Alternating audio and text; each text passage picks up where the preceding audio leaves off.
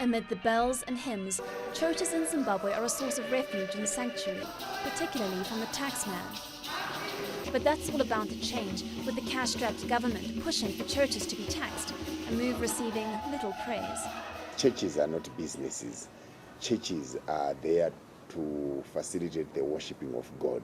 So the taxing that has been shared in the media by Zimbabwe officials, they appear to be trying to raise funds for some other expenditure for the government. A decade-long economic downturn has left the Zimbabwean government's wallet decidedly lean as it battles to pay civil servants.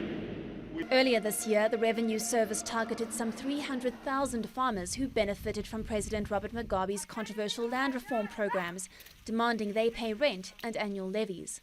But some view the proposed tax on churches as a desperate move.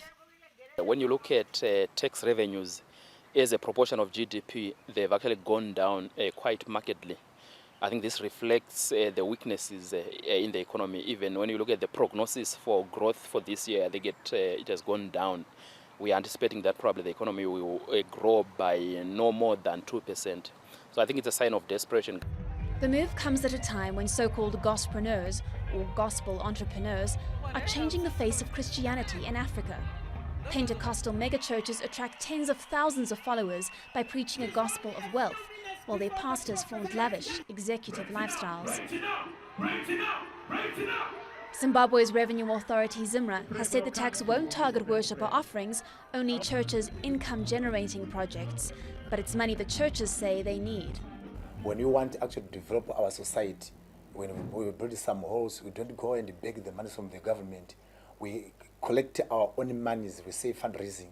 And that fundraising, when we talk of actually taxing the fundraising, which is meant for building a building which will actually add value to the society, those who will be taxing that, as we have said, the Zimbabwe, to me, is not conducive.